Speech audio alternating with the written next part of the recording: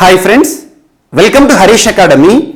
ఈరోజు వార్తలు నిలిచిన జాతీయ, అంతర్జాతీయ, రాష్ట్రీయ అంశాల గురించి, వార్తలు నిలిచిన వ్యక్తులు, అవార్డులు, పుస్తకాలు, మరి క్రీడా సంబంధిత సమాచారం ఒక్కొక్క అంశాన్ని వివరంగా తెలుసుకుందాం. ఈరోజు ఫస్ట్ టాపిక్ వచ్చేసి ఇటీవల తరచూ బద్దలవుతూ చుట్టుపక్కల ప్రాంతాలకి సమస్యాత్మకంగా మారి వార్తలు నిలిచిన ఒక అగ్నిపర్వతం వాల్కెనో. ఈ వాల్కెనో పేరు గుర్తుంచుకోండి, ఏ దేశంలో ఉంటుందో చూడండి, సరిపోతుంది. కమింగ్ కాంపిటేటివ్ ఎగ్జామినేషన్స్ లో ఖచ్చితంగా అగ్నిపర్వతాల పైన ఒక ప్రశ్న అడిగే అవకాశం ఉంది. ఈ రోజు వార్తలు ఇచ్చిన అగ్నిపర్వతం పేరేంటంటే మౌంట్ నీరాగాంగో. ఇటీవల తరచూ వార్తలు నిలుస్తున్న మౌంట్ నీరాగాంగో అగ్నిపర్వతం ఏ దేశంలో ఉంది అంటారు రానున్న పోటీ పరీక్షలో? డెమోక్రటిక్ రిపబ్లిక్ ఆఫ్ కాంగో అని గుర్తుంచుకోండి. కాంగోలోనే ఒక అగ్నిపర్వతం మౌంట్ నీరాగాంగో. డెమోక్రటిక్ రిపబ్లిక్ ఆఫ్ కాంగోలో ఒక ప్రాంతం పేరు కూడా గుర్తుంచుకోండి, నార్త్ కెవు. నార్త్ కెవు అనే ఒక ప్రాంతంలో ఉన్న ఈ అగ్నిపర్వతం గడిచిన 10 రోజులుగా లాస్ట్ 10 days నుండి తరచూ బద్దలవుతుంది. ఈ అగ్నిపర్వతం చుట్టుపక్కల ప్రాంతాలు ఏవైతే ఉంటే సమస్యాత్మకంగా మారడం జరిగింది. ఇక్కడ నివసించే ప్రజలు దాదాపు 100లాది కుటుంబాలు ఈ ప్రాంతం నుండి వెళ్ళిపోవడం జరుగుతుంది. సో అలా చుట్టుపక్కల ప్రాంతాలకి సమస్యాత్మకంగా మారి వార్తలు నిలిచిన మౌంట్ నీరాగాంగో అనగానే ఏ దేశం గుర్తుకు రావాలి? Democratic republic of Congo. ప్రాంతం పేరు గుర్తుంచుకోండి, నార్త్ కివు అనే ప్రాంతం ఇటీవల వార్తలు ఇచ్చింది. ఎక్కడ ఉంది, ఏ దేశం అంటే democratic republic of Congo. So ఇలాంటి అంశాలు ఏవైతే ఉంటాయో ఇటీవల విపత్తు సంబంధిత అంశాలతో వార్తలు ఇచ్చిన ప్రాంతాలు కానివ్వండి, అగ్నిపర్వతాలు కానివ్వండి, సముద్రాలు కానివ్వండి, వాటిపైన ప్రత్యేక శ్రద్ధ చూపండి. వాటి యొక్క లొకేషన్ పైన మీరు ప్రత్యేకంగా కేంద్రీకృతం చేయండి మీ యొక్క దృష్టిని. ఎందుకంటే రానున్న పోటీ పరీక్షలో వీటిపైన ఏదో ఒక ప్రశ్న అడిగే అవకాశం ఉంది. అలా ఇటీవల చాలా అగ్నిపర్వతాల గురించి మనం డిస్కస్ చేయడం జరుగుతుంది. అగ్నిపర్వతాలు అనగానే తరచూ ఏ దేశం వార్తలు నిలుస్తుంది? ఇండోనేషియా. ఇండోనేషియా ఇండోనేషియా దేశంలోని దాదాపు చాలా అగ్నిపర్వతాల గురించి మనం డిస్కస్ చేసాం. అందులో కొన్ని ఇంపార్టెంట్ ఎగ్జాంపుల్ ఇటీవల తరచూ వార్తలు ఇచ్చిన మౌంట్ సెమురు. మౌంట్ సెమురు అగ్నిపర్వతం ఇండోనేషియాలో ఉంది. Mount Merapi. Mount Merapi volcano ఇటీవల తరచూ వార్తలు నిలుస్తుంది. ఏ దేశంలో ఉంది? ఇండోనేషియాలో ఉంది. And Mount Ili Lewotolok. Ili Lewotolok అగ్నిపర్వతం ఏ దేశంలో ఉంది? ఇండోనేషియా. ఇండోనేషియా అనగానే ఇటీవల ఎక్కువగా అగ్నిపర్వతాలు బద్దలవుతూ వార్తలు నిలుస్తుంది. ఎట్ ద సేమ్ టైం ఇండోనేషియాలోని ఒక ఐలాండ్, ఒక ద్వీపం కూడా తరచూ వార్తలు నిలుస్తుంది. సులవేసి ఐలాండ్ చాలా ఇంపార్టెంట్, గుర్తుంచుకోండి, తరచూ వార్తలు నిలుస్తుంది. సులవేసి ఐలాండ్ ఇటీవల తీవ్ర భూకంపం సంభవించి 2 సార్లు వార్త నిలిచింది. లాస్ట్ 6 months లో 2 సార్లు వార్త నిలిచింది. అండ్ సులవేసి ఐలాండ్ ఏదైతే ఉంటుందో ఈ ఐలాండ్ లో గుహలు ఉన్నాయి. ఆ గుహల యొక్క ప్రత్యేకత ఏంటంటే one of the oldest cave arts ఇటీవల బయటపడిన ప్రదేశం సులవేసి ఐలాండ్ ఇండోనేషియాకి సంబంధించి. అలా ఇటీవల కాలంలో అలాస్కాకి సంబంధించి కొన్ని అగ్నిపర్వతాలు వార్తలు ఇచ్చాయి. పావులాఫ్ వాల్కెనో అండ్ గ్రేట్ సిట్కిన్ వాల్కెనో, సెమిసో పొచునాయ్. ఎక్కడ ఉన్నాయి ఈ అగ్నిపర్వతాలు? అలాస్కా అని గుర్తుంచుకోండి, అలాస్కా. అండ్ ఇటీవల జపాన్ కి సంబంధించి కూడా తరచూ ఏదో ఒక అగ్నిపర్వతం వార్తలు నిలుస్తుంది. మౌంట్ ఎసో అగ్నిపర్వతం ఇటీవల తరచూ బద్దలవుతూ వార్తలు నిలిచింది జపాన్ కి సంబంధించి. అండ్ జపాన్ లో ఇంకొక అగ్నిపర్వతం ప్రత్యేకంగా వార్తలు నిలిచింది, ఫుకుటోకు ఒకనోబా. జపాన్ లో ఒక కొత్త ఐలాండ్ కూడా ఏర్పాటైంది. సముద్ర గర్భంలో ఉండే ఒక వాల్కెనో, ఫుకుటోకు ఒకనోబా అనే ఒక వాల్కెనో బద్దలవడం ద్వారా ఒక ఐలాండ్ కూడా ఫార్మేషన్ అయింది. అలా కొత్త ఐలాండ్ పేరు కూడా ఫుకుటోకు ఒకనోబా. ఇలాంటి అంశాలను చూడండి. అండ్ ఇటీవల స్పెయిన్ లోని ఒక వాల్కెనో తరచూ వార్తలు నిలుస్తుంది. స్పెయిన్ గడిచిన 70 రోజులుగా తరచూ బద్దలవుతూ వార్తలు నిలిచిన కంబర్ వీజా వాల్కెనో ఇటీవల తరచూ వార్తలు నిలుస్తుంది.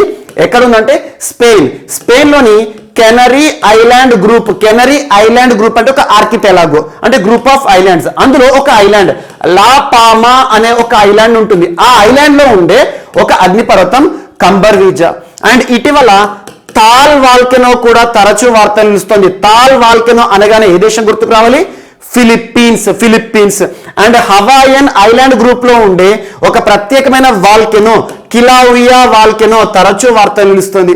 ఫాగ్రెడాల్స్ అగ్నిపర్వతం ఇటీవల ఐస్లాండ్ లోని ఒక అగ్నిపర్వతం తరచూ వార్తలు నిలుస్తుంది. మౌంట్ ఎట్నా అగ్నిపర్వతం తరచూ బద్దలైంది ఇటీవల కాలంలో ఇటలీకి సంబంధించి అలాంటి. సో ఇలాంటి అంశాలు ఏవైతే ఉంటాయో వీటితో పాటు ఇటీవల చాలా అంశాలు ఇటీవల కాలంలో విపత్తు సంబంధిత అంశంతో వార్తలించిన ప్రదేశాలు మిండలోనా ఐలాండ్ కానివ్వండి ఫిలిప్పీన్స్ కి సంబంధించి, and at the same time sea of Marmara marine న్యూస్లెస్ సంబంధిత అంశంతో టర్కీకి ఆనుకొని ఉన్న ఒక సముద్రం వార్తలు నిలిచింది. ఇలాంటివి విపత్తు సంబంధిత అంశంతో ఏ అంశం వార్తలు నిలిచినా, ఏ ప్రాంతం వార్తలు నిలిచినా, ఏ వాల్కెనో వార్తలు నిలిచినా మీరు ఖచ్చితంగా చూడండి. సో ఈరోజు మౌంట్ నీరాగాంగో అగ్నిపర్వతం నార్త్ కెవు అనే ప్రాంతం డెమోక్రటిక్ రిపబ్లిక్ ఆఫ్ కాంగో అని గుర్తుంచుకోండి సరిపోతుంది. అండ్ నెక్స్ట్ ఢిల్లీ మరొకసారి వార్తలు నిలిచింది. ఢిల్లీ ఈ టాపిక్ గురించి ఆల్మోస్ట్ ఒక 1 month బ్యాక్ మనం డిస్కస్ చేసాము. సో దీని యొక్క ప్రక్రియను నిన్నటి నుండి ప్రారంభించడం జరిగింది. ఢిల్లీ దేశ రాజధాని ఢిల్లీ ఇటీవల తరచూ ఏ అంశాలతో వార్తలు నిలుస్తోంది? సో కాలుష్య సంబంధిత అంశాలు, కాలుష్య నివారణ చర్యలు, ఢిల్లీ ఎదుర్కొంటున్న కాలుష్య సమస్యలు వర్ణనాతీతం. ఢిల్లీ ఒక రకంగా చెప్పాలంటే కాలుష్యం అనే పెనుభూతంలో చిక్కుకొని పోయింది.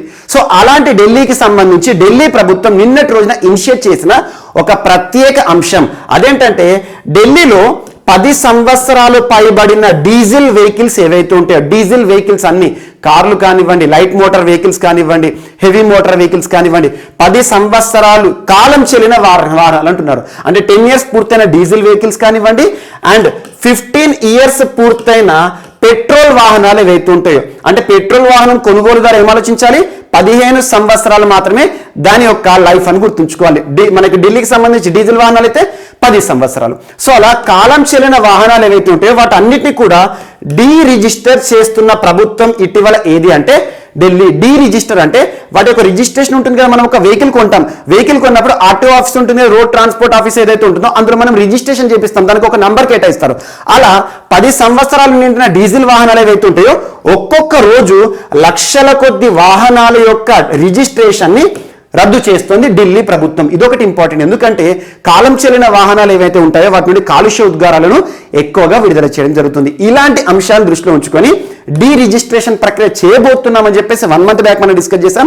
సో నిన్నటి నుండి ఈ ఢిల్లీ ప్రభుత్వం ఏం చేసిందంటే రిజిస్ట్రేషన్ ప్రక్రియ ప్రారంభించింది. అండ్ ఇంకోటి గుర్తుంచుకోండి, మరి 10 సంవత్సరాల వాహనదారు ఎవరైతే ఉంటారో, ఎగ్జాంపుల్ నా దగ్గర ఒక డీజిల్ వాహనం ఉందనుకోండి, 10 సంవత్సరాలు అయిందనుకోండి, మరి ఢిల్లీలో మాత్రమే చెల్లట్లేదు ఆ వాహనం. సో దానిని వేరే రాష్ట్రాల్లో అమ్ముకోవచ్చు. సో అలా వేరే రాష్ట్రాల్లో అమ్ముకోవాలంటే ఢిల్లీలో ఆర్టీఓ ఆఫీసెస్ ఏవైతే ఉంటాయో, ట్రాన్స్పోర్ట్ ఆఫీసెస్ ఏవైతే ఉంటాయో వాటికి సంబంధించి ఎన్ఓసి ఇస్తారు, no objection certificate.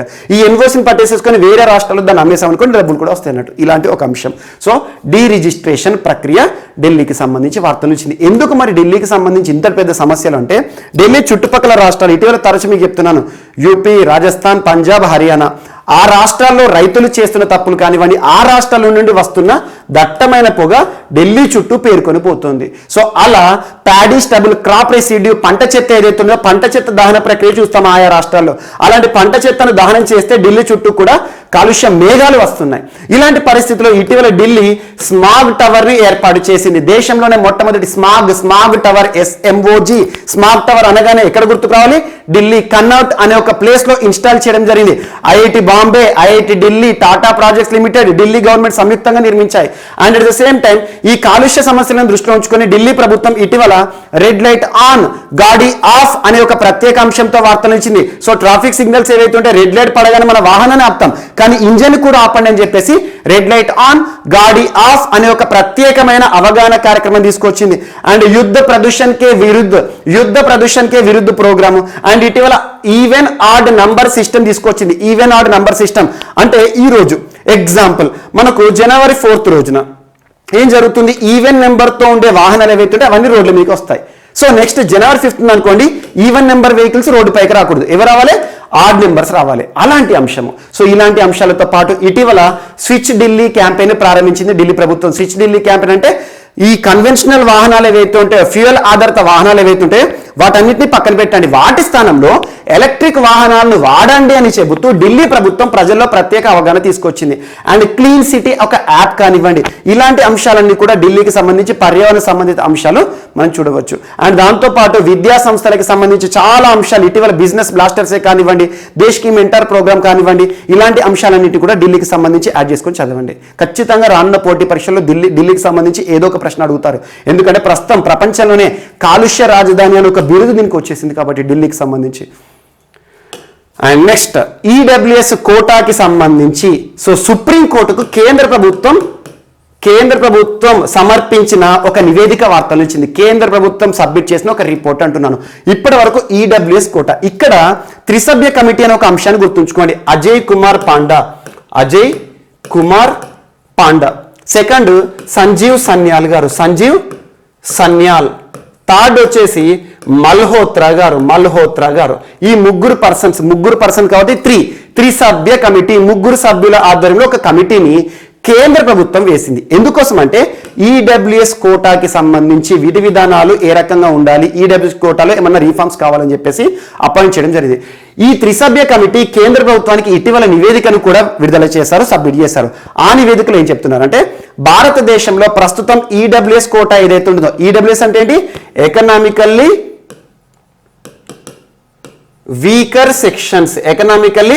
Weaker sections, ఆర్థికంగా వెనుకబడిన వర్గాలు అన్నట్టు.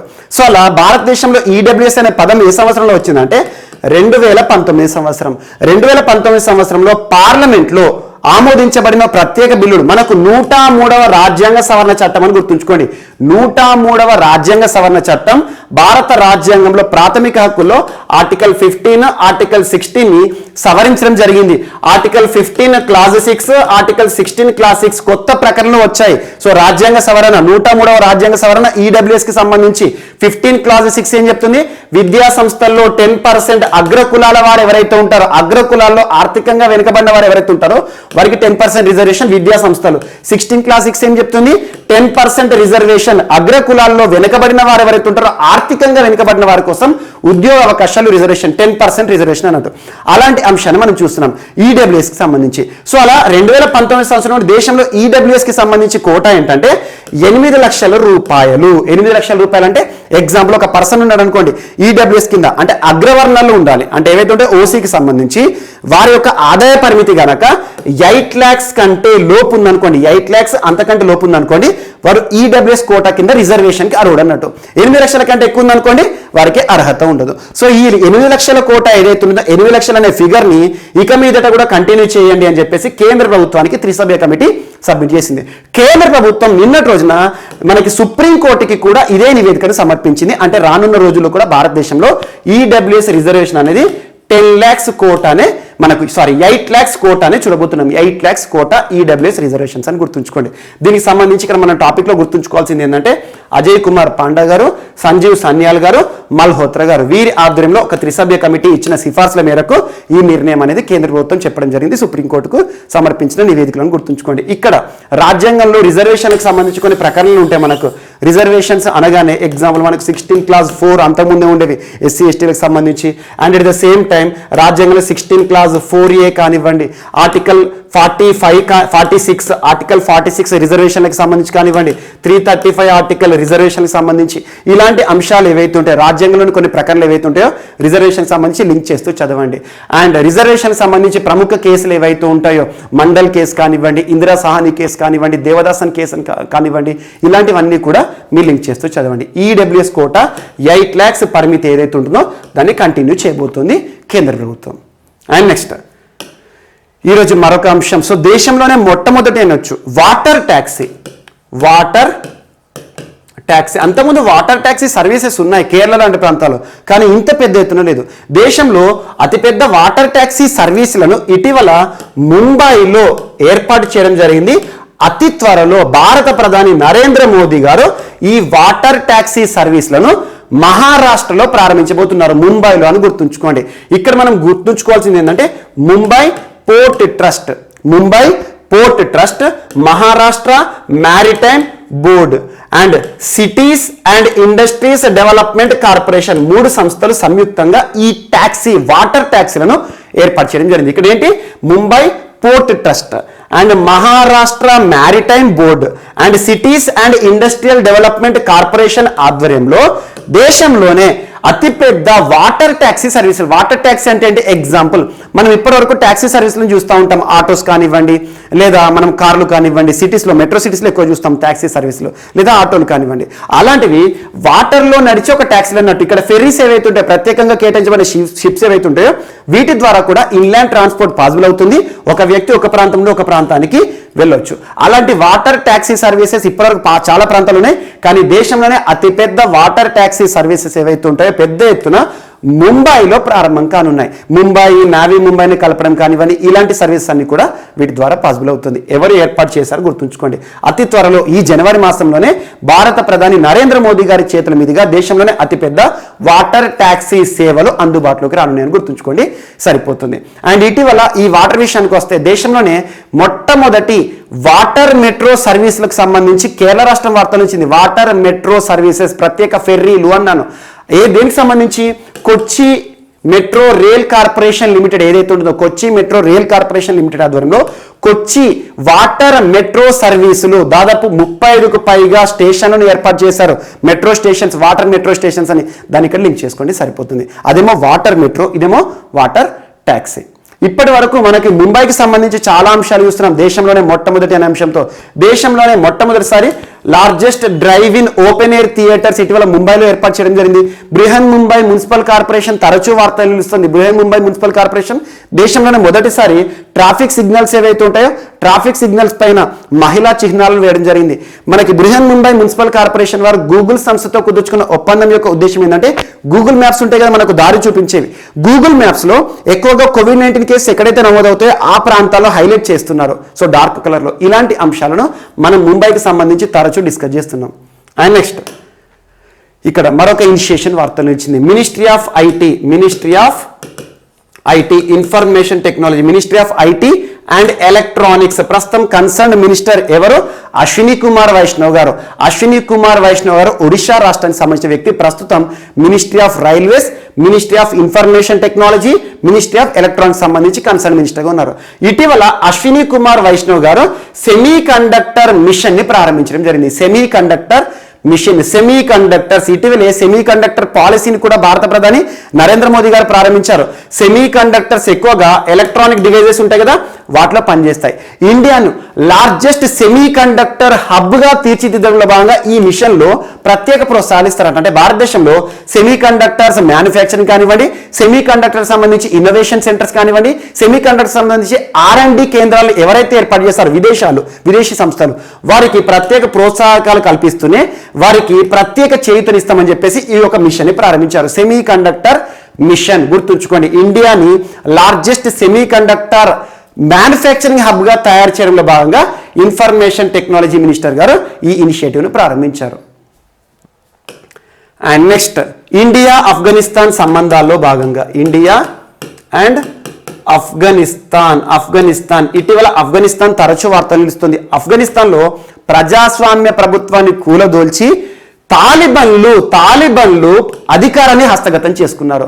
ఆ ఇనిషియేషన్ తర్వాత మొదటిసారి భారతదేశము ఆఫ్ఘనిస్తాన్కి 5 లక్షల డోసుల కోవాక్సిన్ ని పంపించడం జరిగింది. కోవాక్సిన్ ఇటీవల కాబూల్కి చేరుకోవడం జరిగింది. కాబూల్ విమానాశ్రయానికి ప్రత్యేక విమానంలో 5 లక్షల డోసుల కోవాక్సిన్ ని భారత ప్రభుత్వం ఆఫ్ఘనిస్తాన్కి పంపించింది. యాక్చువల్గా ఇది మొదటి ఇనిషియేషన్ అంటే మొదటిది కాదు, తాలిబాన్లు అధికారాన్ని ఏర్పాటు చేసినాక మొదటి ఇనిషియేషన్. గత సంవత్సరం 2021 సంవత్సరం ఫిబ్రవరి మాసంలో 5 లక్షల డోసులను ఆల్రెడీ భారత ప్రభుత్వం పంపించింది. ఆ తర్వాత ఇన్ బిట్వీన్ 2021 మధ్యలో మరొక 4,68,000 డోసులు 4.68 లక్షల డోసులను కోవాక్సిన్లను పంపించడం జరిగింది. ఆ తర్వాత కోవాక్సిన్ వ్యాక్సిన్ ఏదైతే ఉందో మరొకసారి నిన్నటి రోజున కాబూల్కి రీచ్ అయిపోయింది. సో ఇప్పటి వరకు 14.68 లక్షల డోసుల కోవిడ్-19 వ్యాక్సిన్ ని డిప్లొమసీలో భాగంగా భారతదేశం ఆఫ్ఘనిస్తాన్కి పంపించడం జరిగింది. ఇక ఆఫ్ఘనిస్తాన్ విషయానికి వస్తే ఇటీవల ఆపరేషన్ దేవీ శక్తి గురించి మనం చూసాం. ఆపరేషన్ దేవీ శక్తి చాలా ఇంపార్టెంట్ ఆపరేషన్. దేనికి సంబంధించి? సో భారతీయులు ఎవరైతే ఉంటారో, ఆఫ్ఘనిస్తాన్లో చిక్కుకుపోయిన భారతీయులు ఎవరైతే ఉంటారో, ఇటీవల తాలిబాన్ల చేతిలోకి వచ్చిన ఆఫ్ఘనిస్తాన్ నుండి భారతీయులను మన భారతదేశానికి తీసుకురావడానికి భారత ప్రభుత్వం ప్రారంభించిన ప్రత్యేకమైన ఆపరేషన్ దేవీ శక్తి. చాలా ఇంపార్టెంట్. కమింగ్ ఎగ్జామినేషన్లో ఈ పాయింట్ పైన ప్రశ్న అడుగుతారు. సో ఇలాంటి అంశాలు మీరు లింక్ చేస్తూ చదవండి.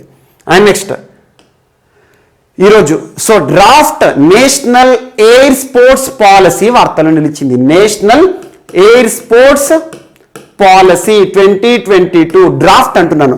డ్రాఫ్ట్ అంటే ముసాయిదా. ఎప్పుడైనా భారత ప్రభుత్వం ఒక ప్రత్యేకమైన పాలసీని విడుదల చేసే ముందు డ్రాఫ్ట్ రూపంలో విడుదల చేస్తారు. అంతకుముందు ఎన్వైర్న్మెంట్ ఇంపాక్ట్ అసెస్మెంట్ అని చెప్పేసి డ్రాఫ్ట్ పాలసీని చూసాం. ఈ డ్రాఫ్ట్ పాలసీని ఓపెన్ చేసి ప్రభుత్వం ఏం చేస్తుంది అంటే ప్రజల యొక్క సలహాలను కోరుతుంది, మీ యొక్క ఫీడ్బ్యాక్ ఇవ్వండి అని చెప్పేసి. ఇది ఒక డ్రాఫ్ట్ పాలసీ మాత్రమే, ఫైనల్ కాదు. సో ఇక్కడ ఏంటి అర్థం చేసుకునేది, మినిస్ట్రీ ఆఫ్ సివిల్ ఏవియేషన్ అని గుర్తుంచుకోండి. Ministry of civil aviation. Ministry of civil aviation అంటే కేంద్ర పౌర విమానయాన మంత్రిత్వ శాఖ. ప్రస్తుతం కన్సర్న్ పర్సన్ ఎవరు, మనకి జ్యోతిరాదిత్య సింధియా గారు. జ్యోతిరాదిత్య సింధియా గారు ఈ పాలసీని, డ్రాఫ్ట్ పాలసీని ఇటీవల విడుదల చేశారు. ఈ పాలసీలో ఇంపార్టెన్స్ ఏంటి, నేషనల్ ఎయిర్ స్పోర్ట్స్ పాలసీ అంటున్నాం. అంటే భారతదేశంలో గాల్లోకి సంబంధించి, విన్యాసాలకి సంబంధించి, గాల్లో ఆడే ఆటలకు సంబంధించి ప్రత్యేకమైన ఒక పాలసీ అన్నట్టు. ఇక్కడ ఎయిర్ స్పోర్ట్స్ అంటే మనం ఏమేం చెప్పొచ్చు అంటే ఎయిర్ క్రాఫ్ట్స్ కానివ్వండి, బెలూనింగ్ కానివ్వండి, డ్రోన్స్ కానివ్వండి, గ్లైడింగ్ కానివ్వండి, at the same time hand gliding కానివ్వండి, పారాగ్లైడింగ్ కానివ్వండి, అండ్ మైక్రో లైటింగ్ కానివ్వండి, పారామౌటరింగ్ కానివ్వండి, ఏదైనా సరే. సో గాల్లో ఆడే విన్యాసాలు ఏవైతే ఉంటాయో, ఎయిర్ స్పోర్ట్స్ ఏవైతే ఉంటాయో వాటి కోసం ఉద్దేశించబడిన ప్రత్యేక పాలసీ. ఎయిర్ స్పోర్ట్ ని నిర్వహించడానికి, నియంత్రించడానికి భారతదేశంలో ఒక కొత్త సంస్థను కూడా ఏర్పాటు చేయబోతున్నారట. ఆ సంస్థ పేరు ఏంటంటే air sports federation of India.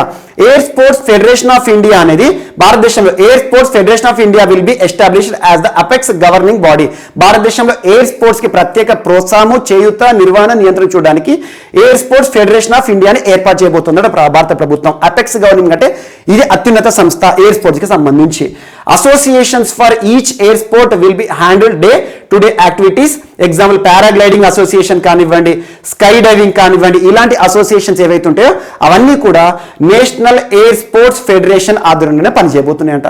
So just గుర్తుంచుకోండి, భారతదేశంలో 2030 సంవత్సరం వరకు ఎయిర్ స్పోర్ట్స్ లో మరింత ప్రతిభను వెలికి తీయాలనే ఉద్దేశంలో భాగంగా ఎయిర్ స్పోర్ట్స్ కి సంబంధించిన ఒక ప్రత్యేక డ్రాఫ్ట్ పాలసీని ఇటీవల జ్యోతిరాదిత్య సింధియా గారు విడుదల చేశారు. ఈ డ్రాఫ్ట్ పాలసీలో పేర్కొనబడిన అంశాలు అంతగా పెద్ద ఇంపార్టెంట్ కాదు, కాకపోతే ఇది ఒక్కటే important. Air sports federation of India భారతదేశంలో ఒక అపెక్స్ గవర్నింగ్ బాడీ రాబోతోంది ఎయిర్ స్పోర్ట్స్ ని నిర్వహించడానికి. ఇది ఒకటి ఇంపార్టెంట్.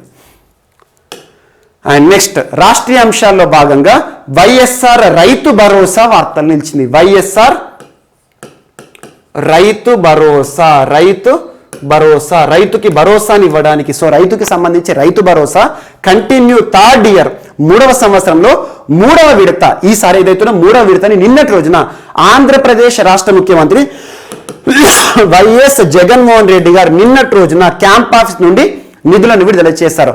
సో ఈ సంవత్సరం విడుదల ఏవైతే ఉంటాయో, సో రైతు భరోసా అసిస్టెన్స్ దాదాపు 1036 కోట్ల రూపాయలు, 1036 కోట్ల రూపాయలను రైతు భరోసా ప్రోగ్రాం కింద రాష్ట్రంలో గుర్తింపు పొందిన రైతులు ఎవరైతే ఉంటారో, రిజిస్టర్డ్ రైతులు ఎవరైతే ఉంటారో 50.58 lakh రైతుల అకౌంట్లోకి నేరుగా ఇవ్వడం జరిగింది. అంటే నిన్నటి రోజున రైతు భరోసా ప్రోగ్రాంలో భాగంగా ప్రత్యేక ఆర్థిక సాయం కింద 1036 కోట్ల రూపాయలు ఎంతమందిలో జమ చేయడం జరిగింది, 50.50 lakh ఫార్మర్స్ ఆంధ్రప్రదేశ్ రాష్ట్రానికి సంబంధించి.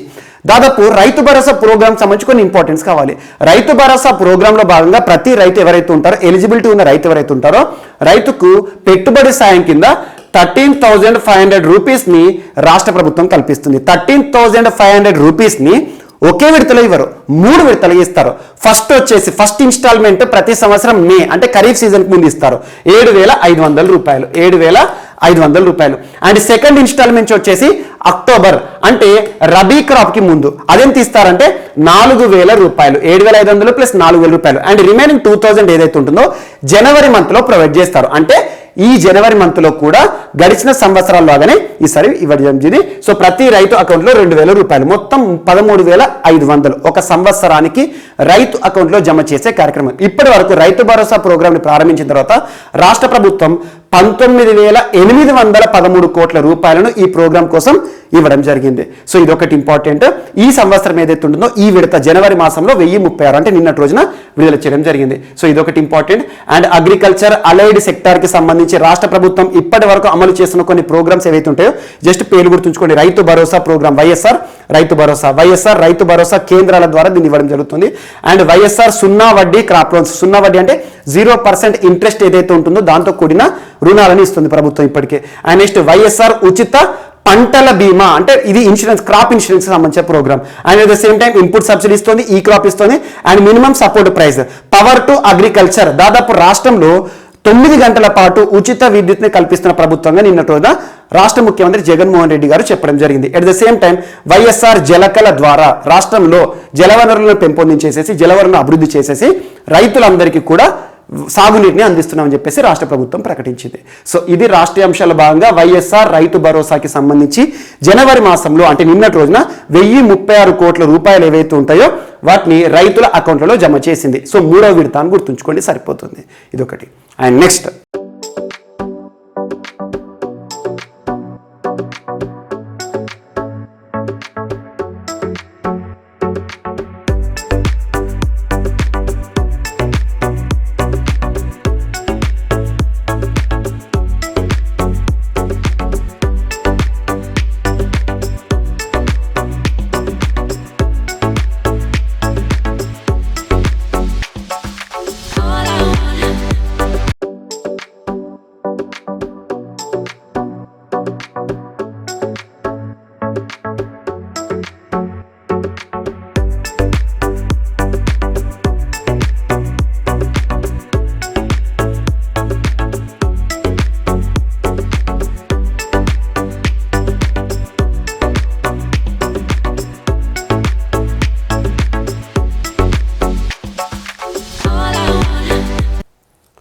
సో ఈరోజు మన నెక్స్ట్ టాపిక్ వచ్చేసి వార్తల్లో వ్యక్తులు.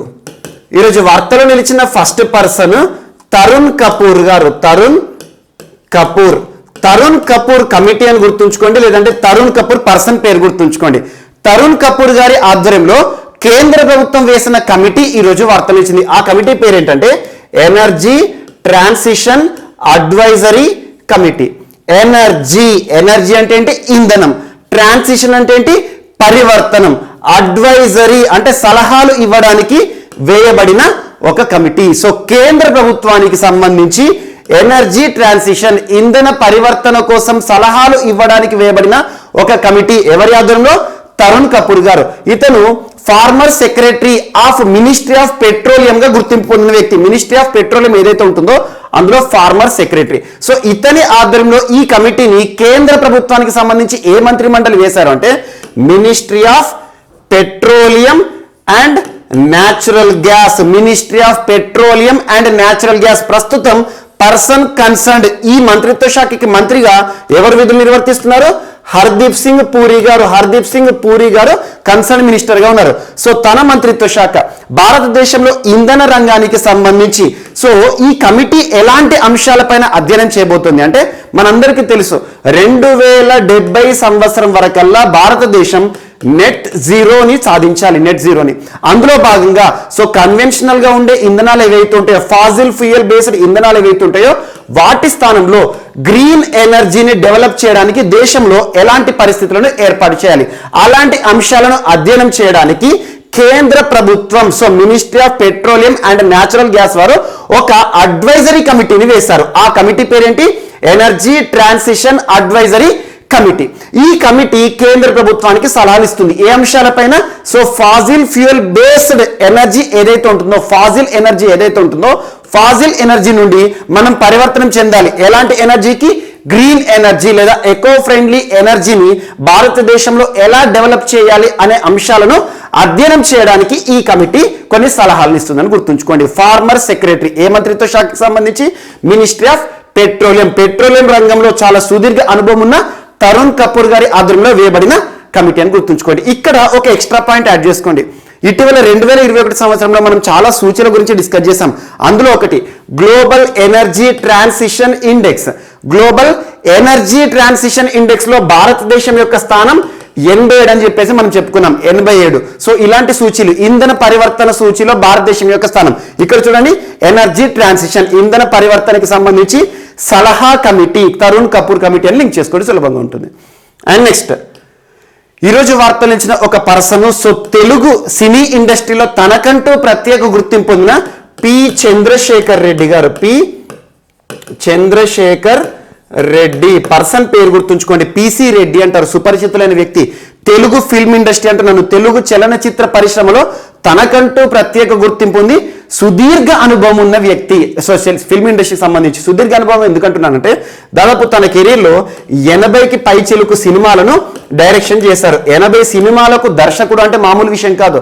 అందులో ప్రముఖ నటులు ఎవరైతే ఉంటారో ఒకప్పటి నటులు, ఎగ్జాంపుల్ మనకు ఎన్టీఆర్ గారు కానివ్వండి, ఏఎన్ఆర్ గారు కానివ్వండి, కృష్ణ గారు కానివ్వండి, కృష్ణంరాజు గారు కానివ్వండి, శోభన్ బాబు గారు కానివ్వండి, వీళ్ళ జనరేషన్కి సంబంధించి చాలా సినిమాలకు దర్శకులుగా చేసిన ఒక ప్రముఖ వ్యక్తి, ప్రముఖ దర్శకుడు, ఒకప్పటి దర్శకుడు 80 చిత్రాలకు దర్శకత్వం వహించడం అంటే ఈ రోజుల్లో పాసిబిలిటీ కాదు. ఎందుకంటే ఈ రోజు సినిమా అనేది సుదీర్ఘకాలం టేకింగ్ తీసుకుంటున్నారు.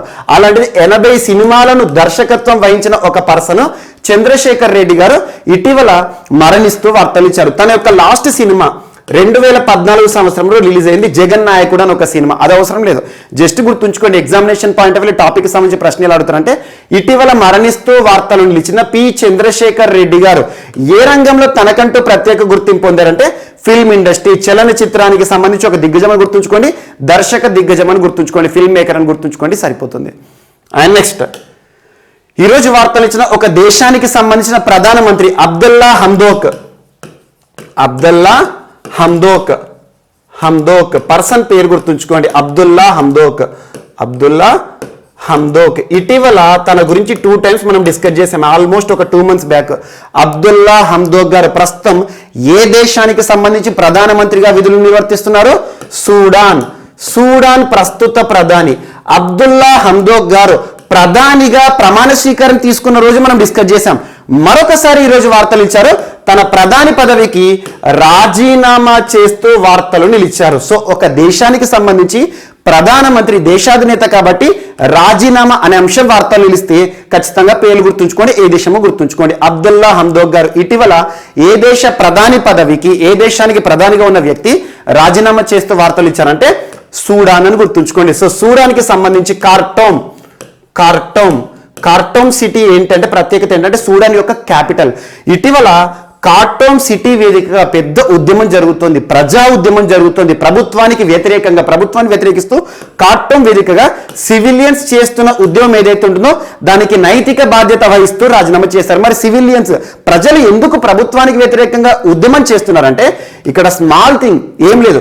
ఇటీవల సూడాన్ ప్రభుత్వం ఏదైతే ఉంటుందో ప్రజాస్వామ్యబద్ధంగా ఎన్నికైన ప్రభుత్వము, ఆ దేశంలో మిలిటరీ ఉంటుంది కదా, మిలిటరీ వారితో అధికారాన్ని పంచుకోవడానికి చర్యలను ప్రారంభించింది. అంటే అధికారం అనేది, ప్రజాస్వామ్య ప్రభుత్వం అనేది మిలిటరీతో కుమ్మక్కైంది అన్నట్టు. ఇలాంటి అంశాలను డైజెస్ట్ చేసుకోలేని ప్రజలు ఎవరైతే ఉంటారో దేశ రాజధాని కార్టోమ్ వేదికగా ఉద్యమాన్ని ప్రారంభించారు. ఈ ఉద్యమం ఏదైతే ఉంటుందో తారాస్థాయికి చేరింది. సో దేశంలో ఇలాంటి పరిస్థితులను చూడదలుచుకోలేదని చెప్పేసి ప్రధాని పదవికి రాజీనామా చేస్తూ వార్తలు ఇచ్చారు అబ్దుల్లా హమ్దోక్. ఏ దేశం? సూడాన్ అని గుర్తుంచుకోండి, ఆఫ్రికాకి సంబంధించిన వ్యక్తి. అండ్ నెక్స్ట్ ఈరోజు వార్తలు ఇచ్చిన మరొక ఆఫ్రికన్, కెన్యా దేశానికి సంబంధించి ప్రముఖ, తనని ఏమంటారంటే ఫాజిల్ హంటర్ అంటారు. ఫాజిల్ ఫ్యూయల్స్, మన ఫాజిల్స్ అంటాం కదా, అవశేషాలు అంటాం. ఒకప్పుడు ఏవైతే ఉంటే జంతువులకు సంబంధించి ఏవైతే ఉంటే అవశేషాలు ఉంటాయి వాటిని ఫాజిల్స్ అంటాం. అలాంటి ఫాజిల్స్. సో కన్జర్వేషనిస్ట్ అంటాం, చాలా ఎనిమల్స్ ని ప్రొటెక్ట్ చేస్తున్నారు. అలాంటిది పాలియో ఆంథ్రోపాలజిస్ట్ గుర్తుంచుకోండి ఇవన్నీ కూడా. Palaeoanthropology study of mankind. At the same time fossil fuels, fossil hunter, conservationist, ఇన్ని పేర్లతో సుపరిచితులైన, ప్రపంచానికి పరిచయమైన ఒక ప్రముఖ సైంటిస్ట్, ఒక ఆర్కియాలజిస్ట్ అని గుర్తుంచుకోండి. ఆర్కియాలజిస్ట్, పురాతత్వ శాస్త్రవేత్త మరణిస్తూ వార్తలు ఇచ్చారు. తన పేరు ఏంటంటే రిచర్డ్ లీకీ ఇటీవల మరణిస్తూ వార్తలు ఇచ్చారు. ఏ దేశానికి సంబంధించిన వ్యక్తి అంటే సో కెన్యాకి సంబంధించిన పర్సన్ అని గుర్తుంచుకోండి. కెన్యాకి సంబంధించిన పర్సన్ మరణిస్తూ వార్తలు నిలిచారు. రిచర్డ్ లీకీ ఏ రంగంలో తనకంటూ ప్రత్యేక గుర్తింపు పొందారంటే ఫాజిల్ హంటర్. సో అవశేషాలు, పురాతన అవశేషాలు, అసలు మ్యాన్ యొక్క ఎమర్జెన్సీ ఎలా ఉంది, డార్విన్ సిద్ధాంతాలపైన ప్రత్యేకంగా తను పరిశోధన చేశారు. సో మ్యాన్ ఎవల్యూషన్ ఏ రకంగా ప్రారంభమైంది, ఇలాంటివన్నీ కూడా పురాతన అంశాలను ప్రస్తుత అంశాలతో లింక్ చేయడంలో తనను మించిన వారు లేరు. అలాంటిది రిచర్డ్ లీకీ ఇటీవల మరణిస్తూ వార్తలు ఇచ్చారు. ఫాజిల్ హంటర్ అని గుర్తుంచుకోండి, పాలియో ఆంథ్రోపాలజిస్ట్ అని గుర్తుంచుకోండి. ప్రపంచవ్యాప్తంగా చాలా ప్రతిష్టాత్మక పురస్కారాలను కూడా గెలుపొందిన వ్యక్తి. సో ఇవి ఈరోజు వార్తలు నిలిచిన అంశాలు. మిస్లేనియస్ అంశాలు మనం మిగిలిపోతే మాత్రం రేపటి క్లాస్లో యాడ్ చేసుకొని నేర్చుకుందాం. రేపు కలుద్దాం. Thank you.